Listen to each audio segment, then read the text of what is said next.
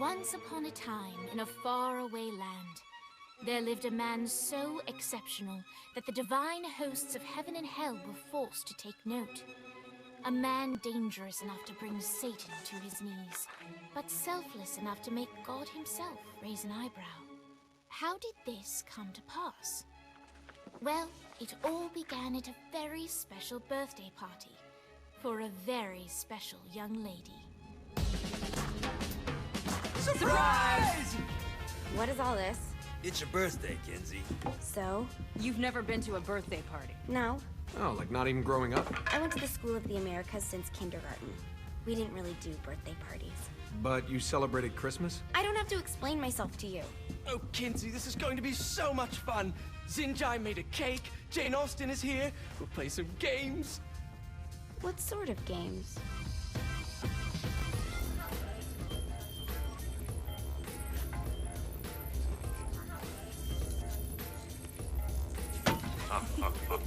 So you celebrate birthdays by trafficking with spirits? It's spooky and fun. It's a bunch of letters. It's tradition.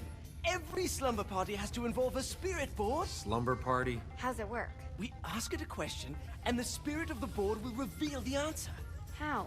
Yeah, someone pushes the pointy thing to wherever they want. Wait. Can we go back to you and your slumber parties? No time.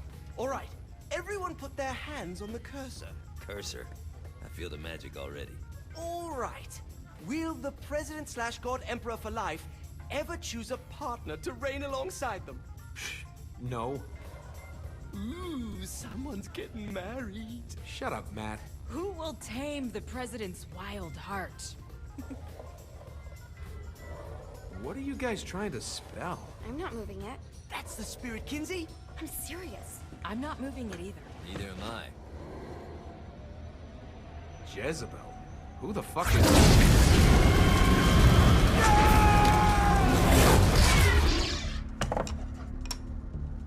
Is that not normal?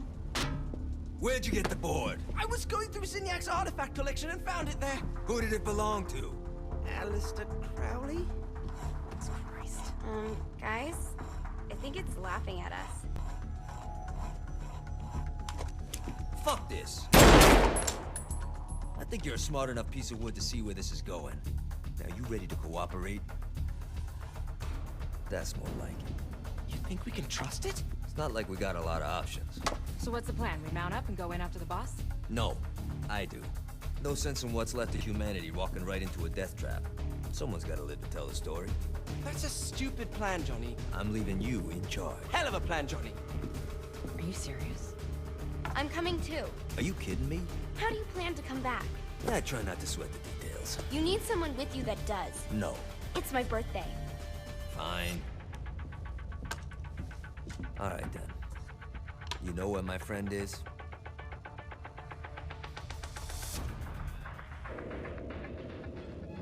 True to its word, the spirit board opened up another portal and sent Johnny and Kinsey screaming into hell.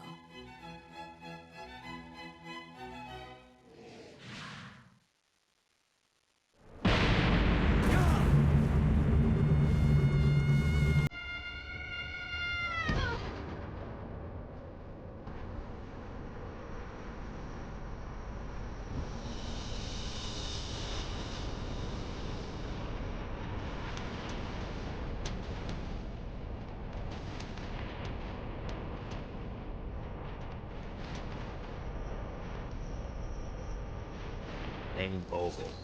Ultor's behind this, I know it. Ultor and the Saints haven't been enemies in years. You really think he's responsible? You don't know him like I do. The boss put him through a window for a reason. The reason was the boss was kind of fucking crazy back then. That's a fair point. You know how much easier this would be if we just found a car? You know how much easier this would be if you just gave me a second? Alright. Now how are we gonna find the Eltor building? Biggest building down here, giant Ultor sign on it. I don't think this is a problem. I'll buy that.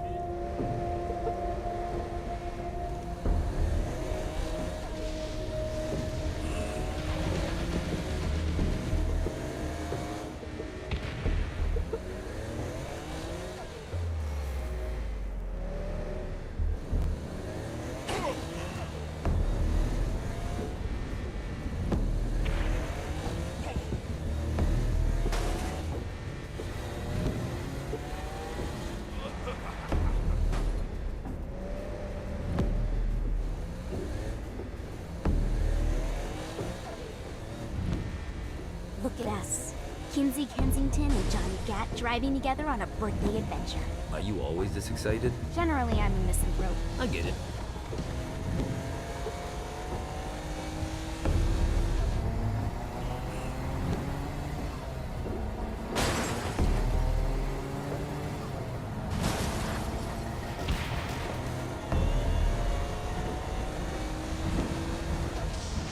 So this is hell. Not as bad as I thought. Kind of reminds me of Steelport.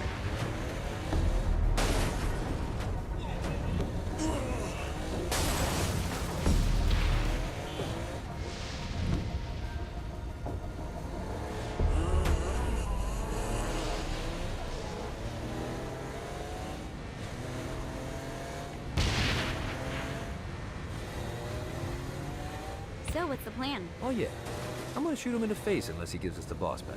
What if Dane doesn't have the boss? I'll probably still shoot him in the face.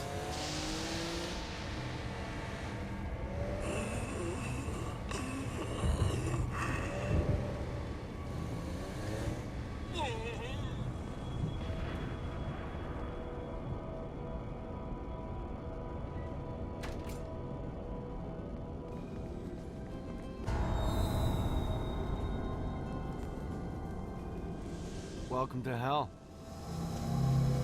Shouldn't you have a receptionist? Such is the plight of eternal damnation. I have a feeling you didn't come here to catch up. Let's talk in my office. Not even death could stop the enterprising Vogel, who wasted no time in setting up an Ultor branch in the bowels of hell. Dane was eager to fill Johnny in on the ever-shifting politics of land rights in the underworld. But real estate mattered little to Johnny, who only cared where his friend was. Where'd you put the president? I've been trying to explain that. I didn't take them. Bullshit. You expect me to believe you just happened to be the first thing we see in hell? Maybe it's just me, but your thank you sounds more like an accusation. That's probably because he plans to kill you. Okay. I get the trust issues. Can I show you something?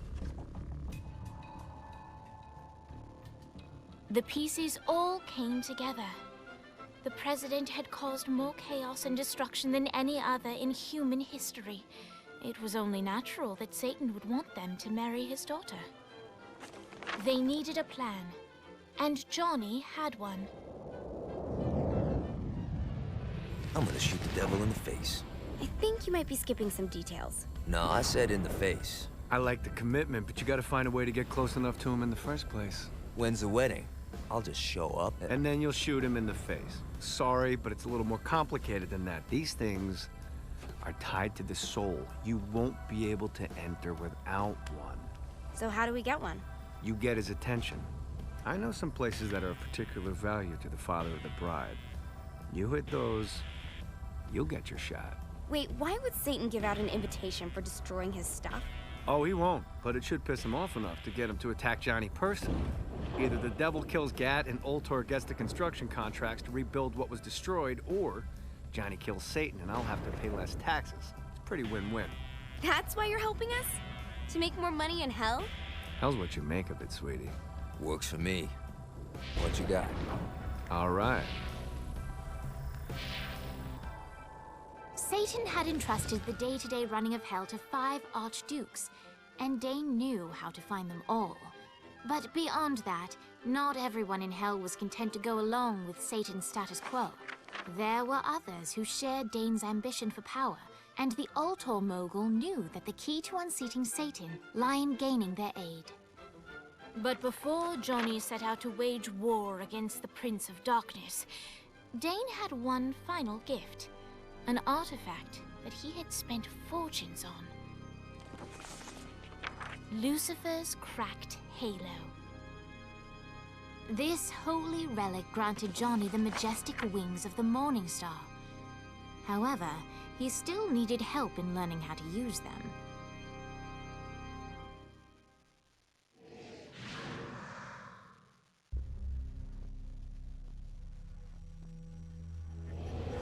Alright, you got me out in the sticks, now what? Would it kill you to show a little excitement? You're about to experience angelic flight, for Christ's sake. Dane. Someone needs a nap. Just collect some soul clusters and power up the halo. You'll be flying around in no time. Great. Now you should have just...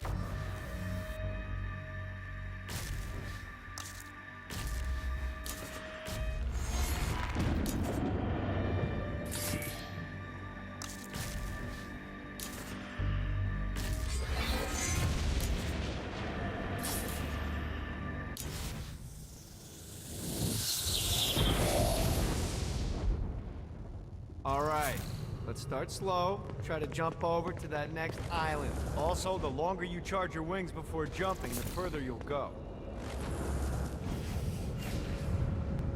Hey, you didn't fuck it up. Good job. Now get up that cliff. Don't worry, if something looks too high, just keep on jumping off the wall. Remember to charge your jumps if you want to get up the cliff faster.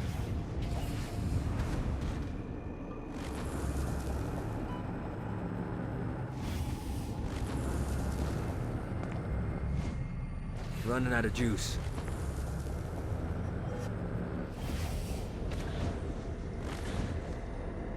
Now it's time to fly.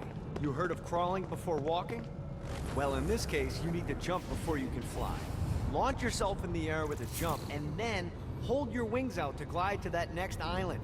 I put out some orbs to show you the path. You'll have to dive to reach the next island. Do that by pointing your head down. Don't worry, the rest of your body will follow.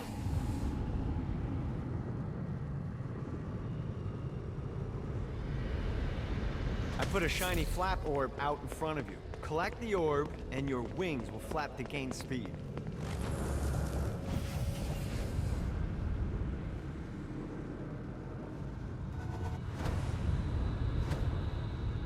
All right, now try flapping those wings on your own.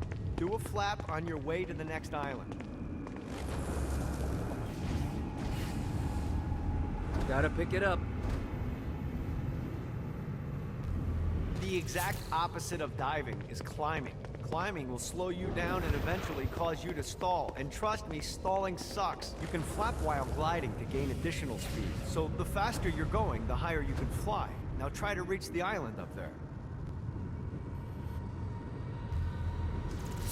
All right, time to take the training wheels off for the final lesson. Flying takes stamina. If you run out in midair, you are going to drop like a rock.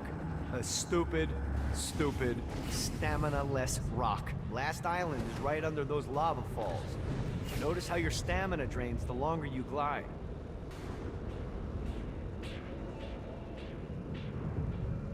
Let's get you back to the old tour building. I want to run through all the stuff you can do to hurt Satan. Sure thing. See you soon. Here's the deal. If you want some FaceTime with Satan, you need to get his attention. Now, Satan hates being challenged, so anything you do to undermine his control is good. Fraud, mayhem, shooting demons in the face, anything. You can keep track of Satan's wrath with this handy meter. Get it high enough and you'll be having drinks with Big Red in no time. I've compiled a list of shit to do, so take a look and do whatever sounds fun. Oh, one more thing. We have some potential allies down here. Trust me, you want to impress them.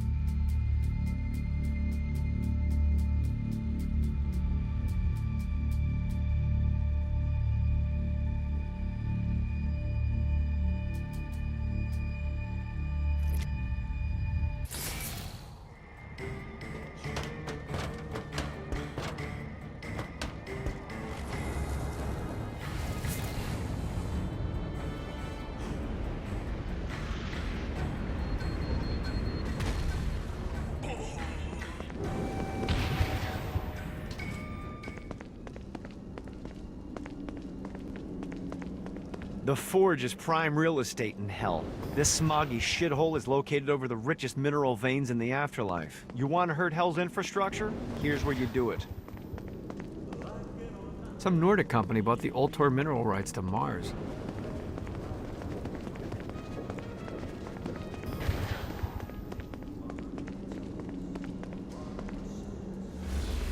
Don't mind if I do.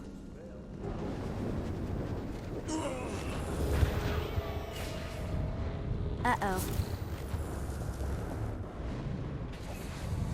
Yeah!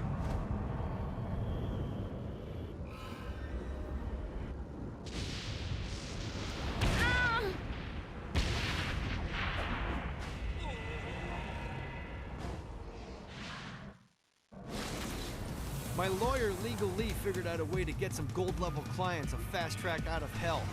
The more abuse you put these guys through, the more years we can shave off.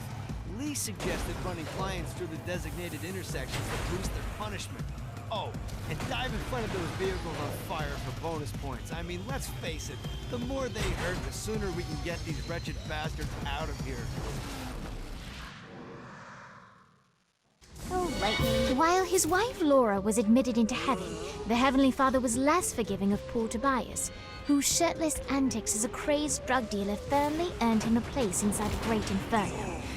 However, ever the optimist, Tobias tried to look on the bright side of being transformed into a husk.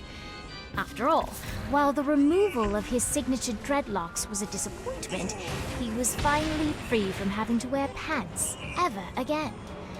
But while Perpetual Commando appealed to Tobias, he still yearned for Laura and her delightful snickerdoodles.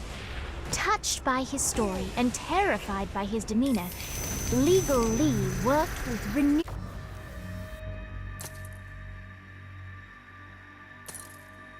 purpose to unite the two lovers.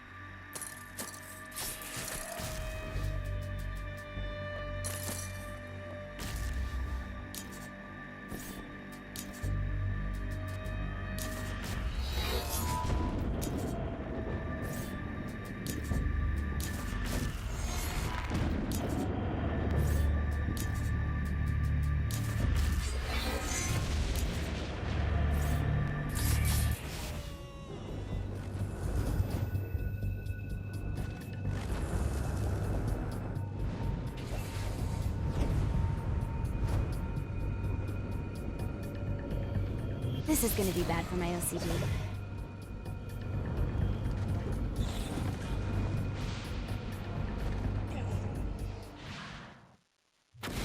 All right, buddy, let's take this opportunity to stretch those wings. I've set up a rudimentary flight path through the city. All you need to do is hit the checkpoints in the order they appear. Now, because I'm a swell guy, I put some orbs out there to help you.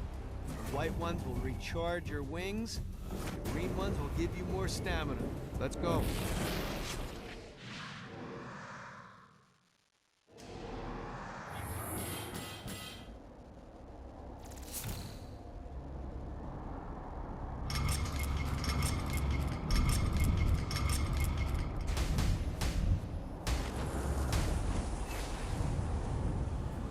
Doing just fine. Yeah! Woo!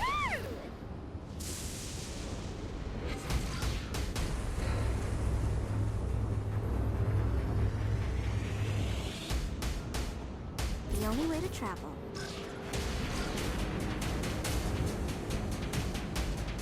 That was a good time.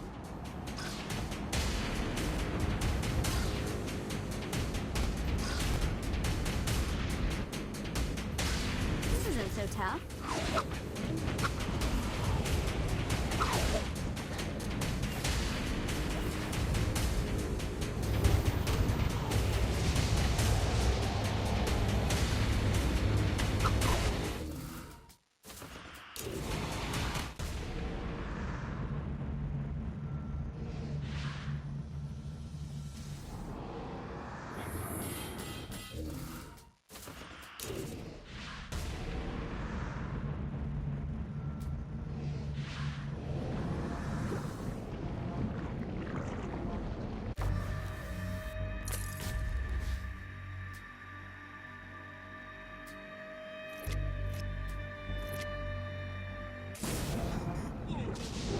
Check out the vending machine near the Ultor building.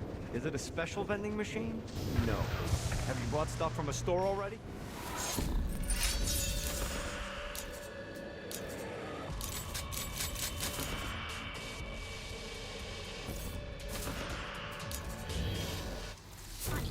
The vending machines in hell have weapons. Hell keeps getting better and better.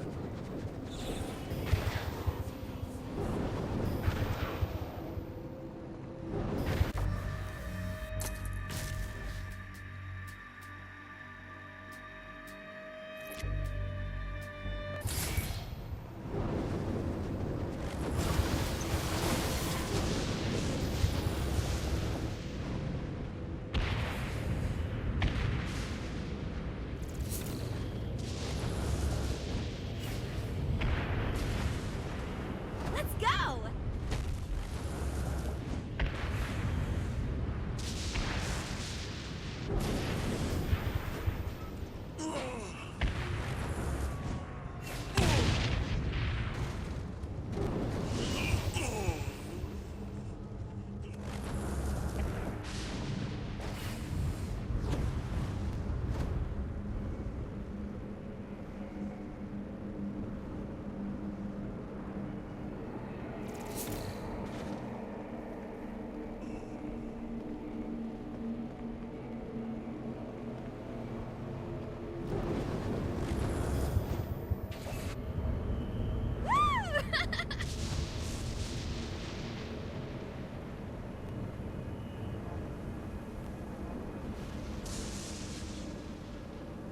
This is bad.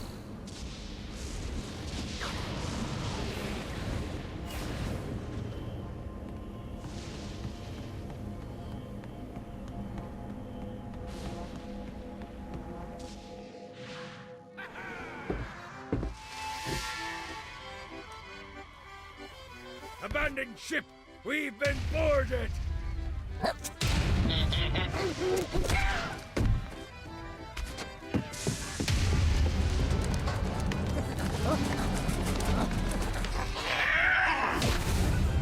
Get these damn things off my ship! This is really liberating.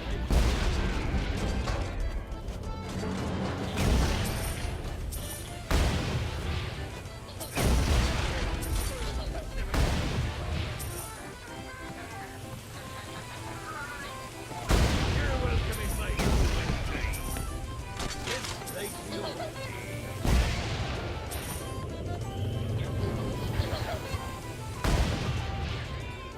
I got a bit of treasure in that chest over there.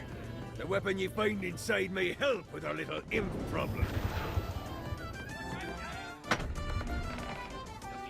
That is a freakishly large hammer.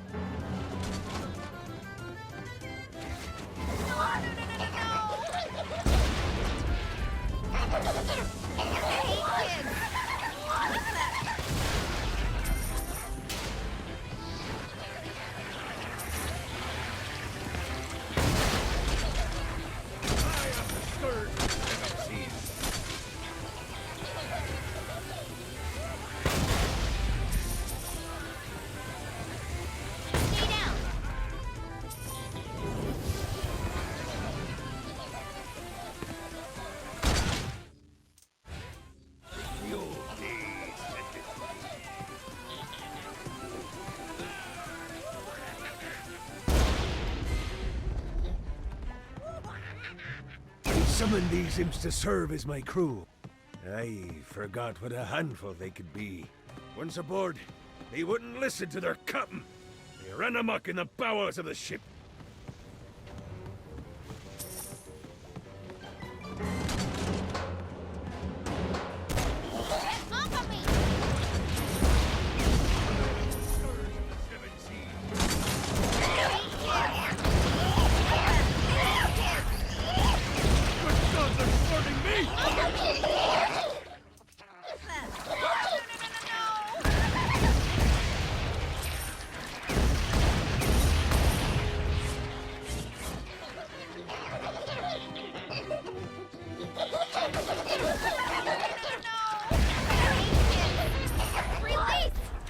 You really didn't have a chance.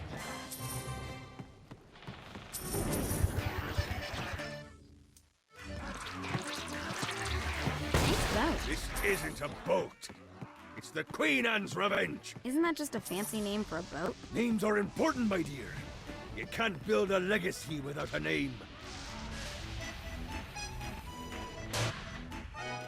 Zinyak's destruction of Earth had a profound impact on the afterlife. To heaven, it was a logistical nightmare. St. Peter's meticulous nature drove purgatory wait times to unbearable levels. Meanwhile, in hell, where souls in pain were used as currency, it created a new era of prosperity for the wickedly enterprising. This economic boon resulted in the coffers of hell to be overflowing, which in turn piqued the interest of the most notorious man that sailed the seven seas. Long had Blackbeard been a thorn in Satan's side, robbing tax collectors on a semi-regular basis. But the promise of an immeasurable fortune drove him to be even bolder. An arrangement was reached. Blackbeard would provide information on strategic targets in exchange for a share of the profit. Johnny, who was interested in murder, not money, happily agreed.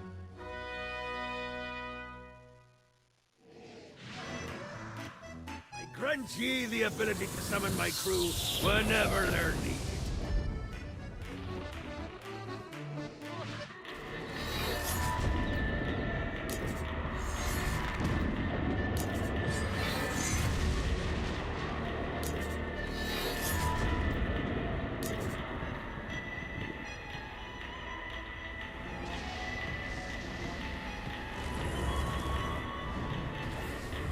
Let's go!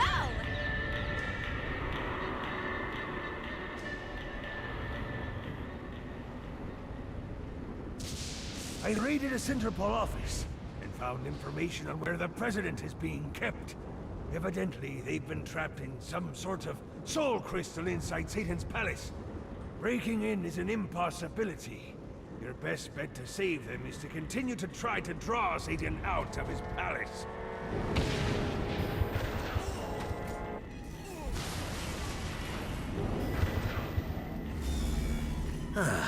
Looking forward to stretching my wings.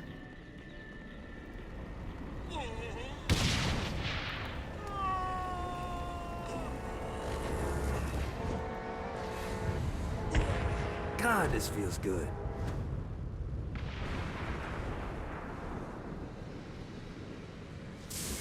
This is bad timing.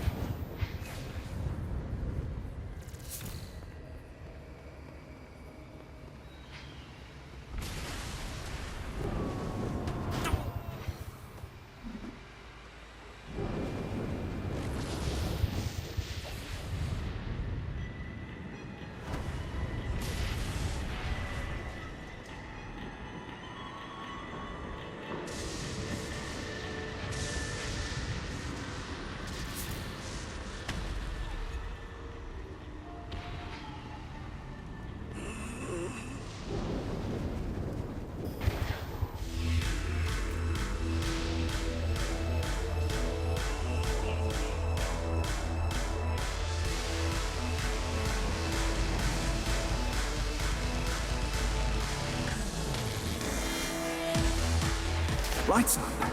William Shakespeare, humanity's greatest playwright, and hell's most diabolical purveyor of entertainment, looks on as a brave mortal on an Orphean quest enters.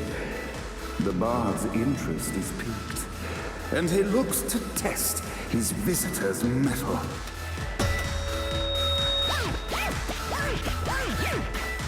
The masked tragedies were used to enemies cowering as they approached. But soon they realized that they faced a foe with courage and nobility, traits uncommon in the fires of perdition.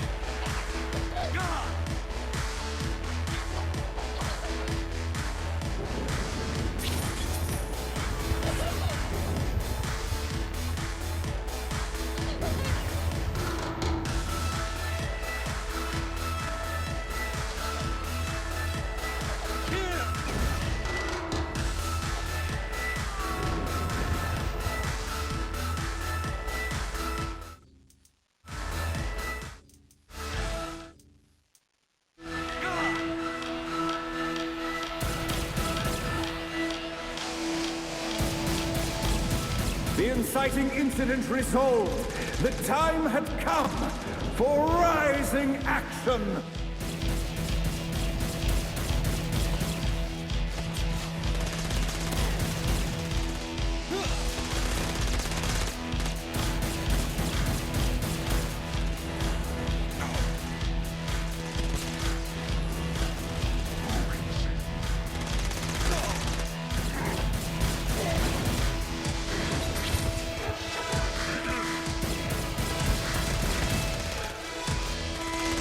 The battle raged on below, and as bullets and blood flew, the bard arched a curious eyebrow. Could this mortal be the exact thing that Shakespeare needed?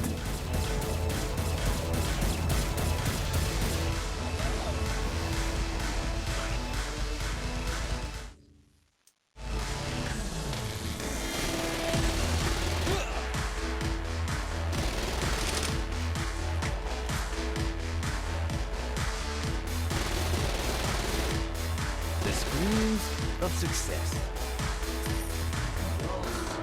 This battle's far over, mortal. Arise! And now, Act 3!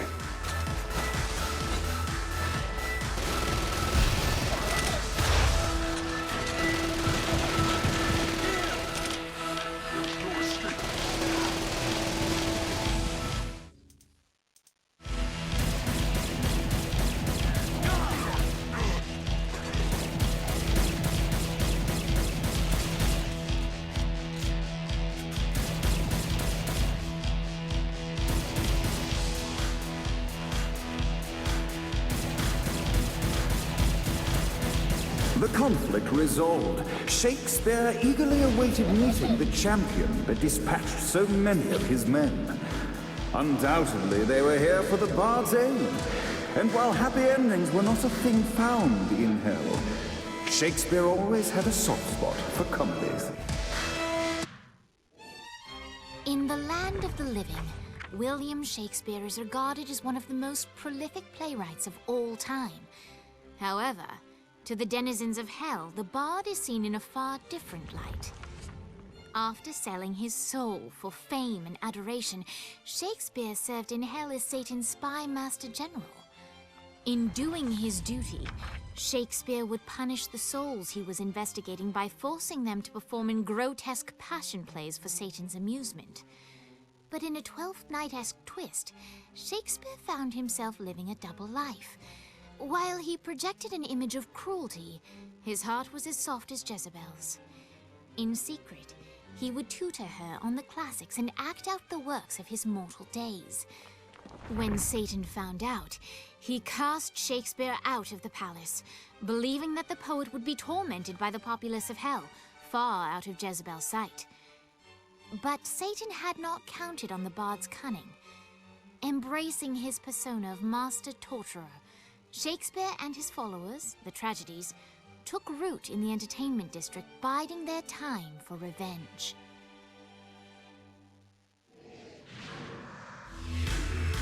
And so Shakespeare called forth the Deus Ex Machina to bestow our protagonist with the arcane power of horse stomping.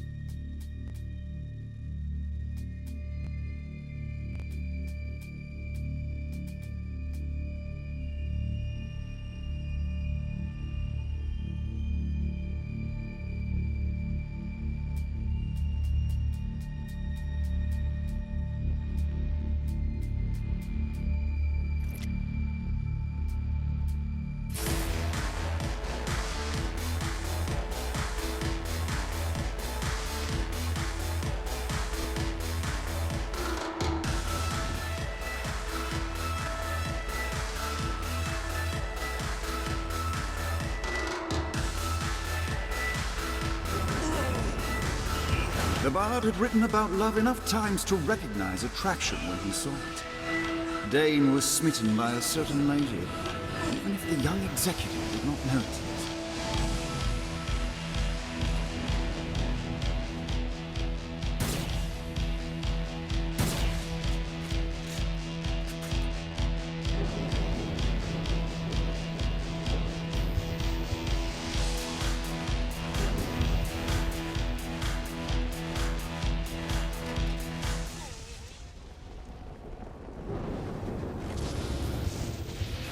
Gotta pick it up.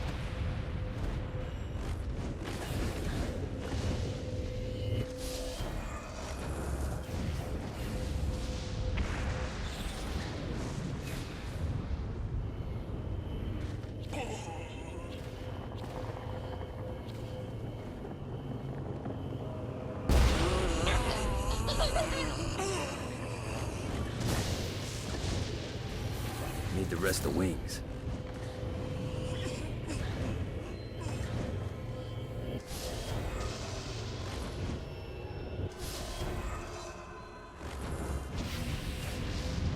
God, this feels good.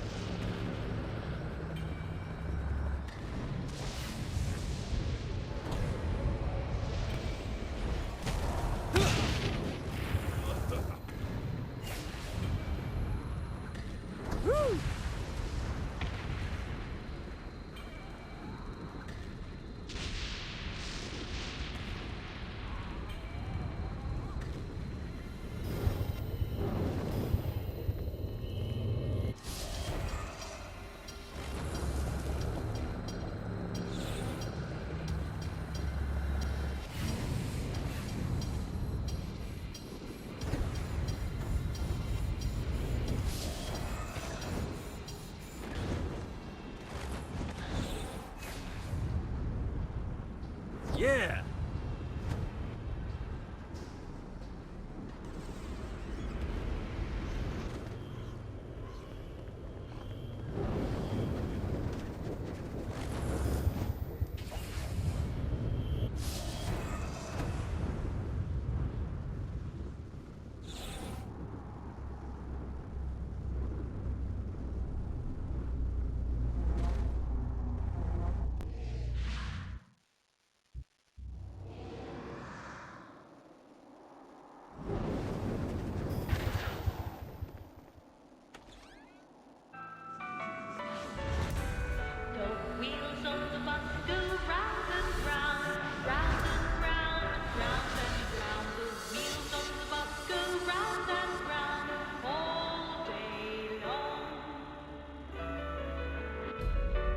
The horn on the bus goes beep, beep, beep, beep, beep, beep, beep, beep, beep.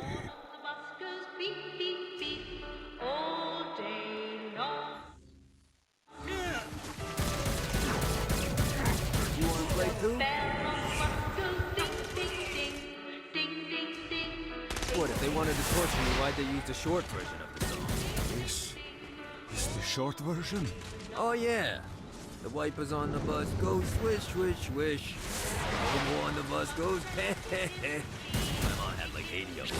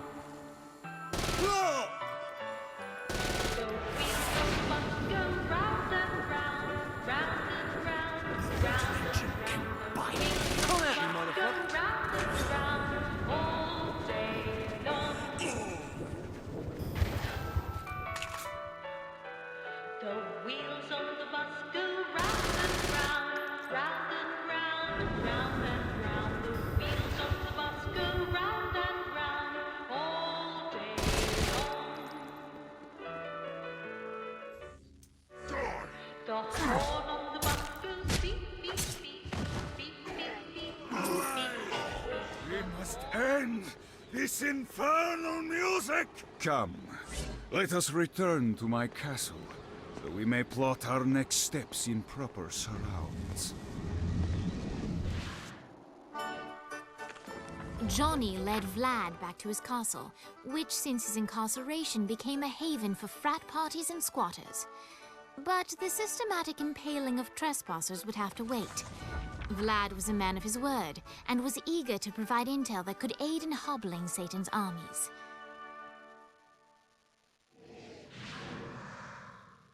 I bestow upon you the Stygian cold fire.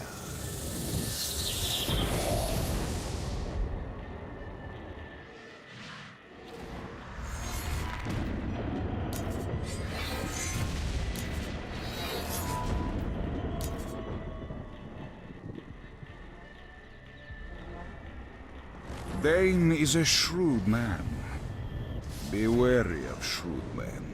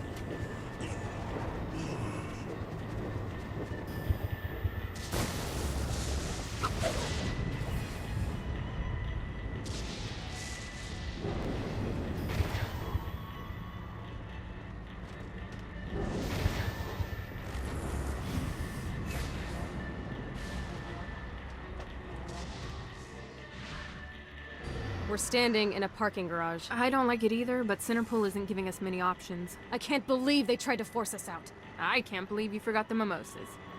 I think we have bigger problems. I don't think you realize how much I love mimosas. I can't help but notice that people are trying to kill you. Yeah. They're really big on that here. What did you do? Is now really a good time? We can wait until we're done shooting people. Well, I'm great at multitasking. Remember when we offered you a deal on that airplane and you responded by killing everyone? Yeah. It's like that, but worse.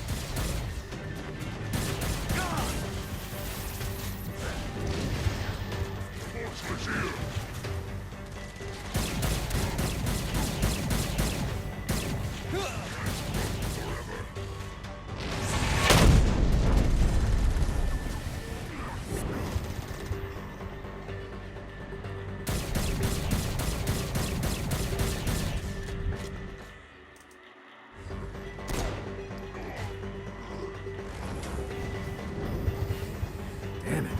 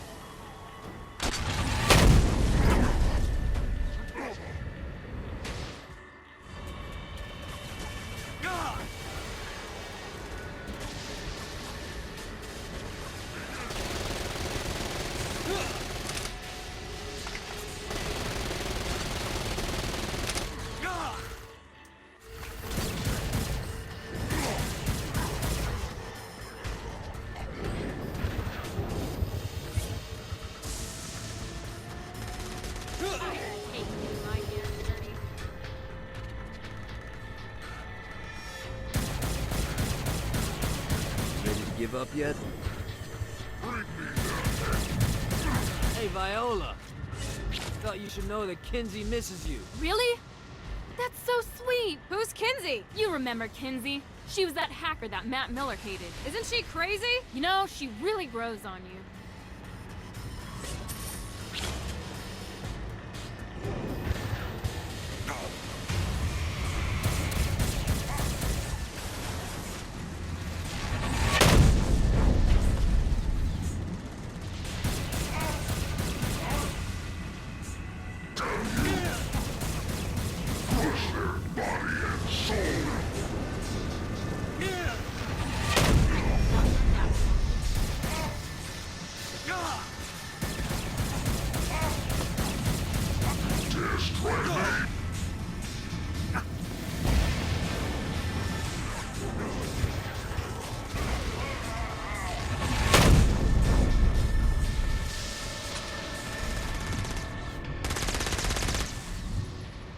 Relax, I'm a great shot. The screams of success.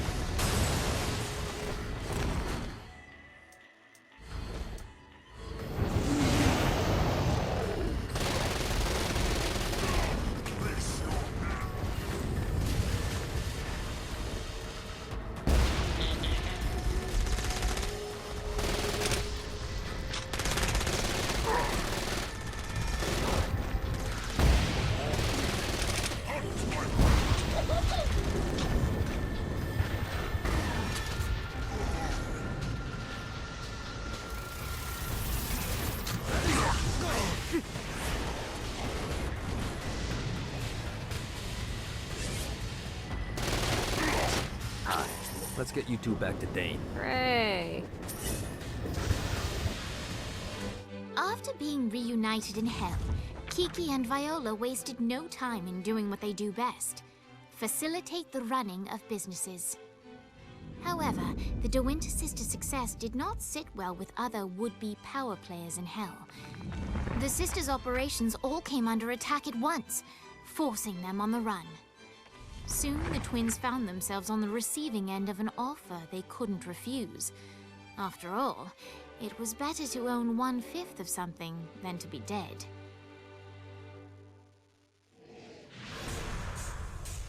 You helped us. Now let us help you. Here's a little something made popular by another group of sisters, the Gorgons.